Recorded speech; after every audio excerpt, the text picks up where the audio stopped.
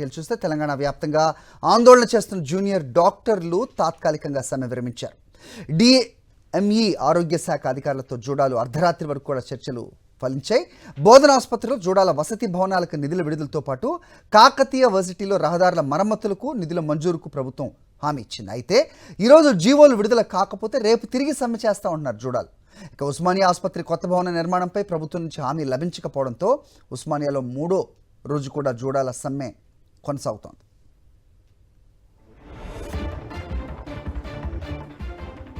ఇదే అంశంపై అప్డేట్స్ మా కరెస్పాండెంట్ విక్రమ్ అడిగి తెలుసుకుందాం. విక్రమ్, సో మొత్తానికి ఇక్కడ జూడాలు అందరూ సమ్మె విరమించినట్టు కాదా?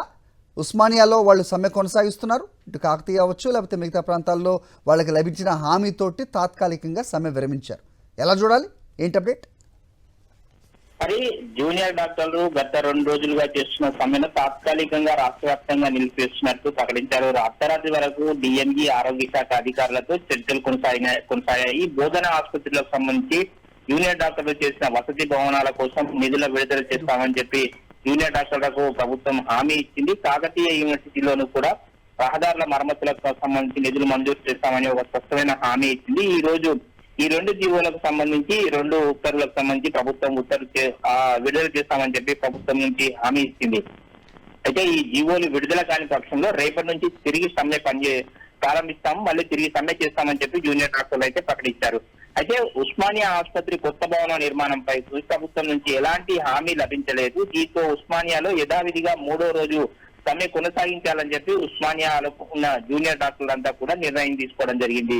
రాష్ట్ర వ్యాప్తంగా సమ్మె తాత్కాలికంగా వాయిదా పడ్డప్పటికీ ఉస్మానియాలో మాత్రం యథావిధిగా ఈ రోజు 3వ రోజు సమ్మె కొనసాగిస్తామని చెప్పి జూనియర్ డాక్టర్లు చెప్తున్న పరిస్థితి ఉంది. హరి, అయితే రాష్ట్ర వ్యాప్తంగా జూడాలు మరి సమ్మె విరమించారు అంటే కరెక్ట్ కాదు కదా. ఉస్మానియాలో వాళ్ళైతే కొనసాగిస్తున్నారు. మరోవైపు రేపు ఇవాళ జీవో విడుదల కాకపోతే రేపటి నుంచే మళ్ళీ వాళ్ళు సమ్మె చేస్తామంటున్నారు. వాళ్ళతో మీరు మాట్లాడారేమన్నా మళ్ళీ?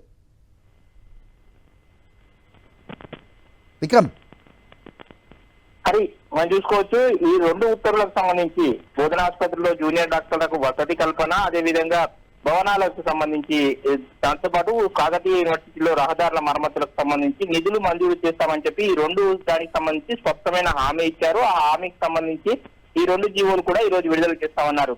స్టైఫండ్ సంబంధించి కూడా ప్రతి నెల వేసేలా చూస్తామని చెప్పి ప్రభుత్వం నుంచి స్పష్టమైన హామీ ఇవ్వడంతో ఈ రోజు సమ్మె మొత్తం తాత్కాలికంగా సమ్మె విరమించడానికి జూనియర్ డాక్టర్లు సిద్ధమయ్యారు. అయితే ఈ రోజు ఆ 2 జీవోలకు సంబంధించి విడుదల చేసే అవకాశం అయితే ప్రభుత్వం ఉంది. ఉస్మానియా ఆసుపత్రికి సంబంధించి ప్రభుత్వం నుంచి నిర్ణయం తీసుకోవాల్సి ఉంది కాబట్టి దానికి సంబంధించి కొంత పెండింగ్ పడే అవకాశం ఉంది. ఈ రోజు ఉస్మానియాలో మాత్రం యథావిధిగా 3వ రోజు జూనియర్ డాక్టర్ల సమ్మె కొనసాగుతుంది. హరి, ఓకే విక్రమ్.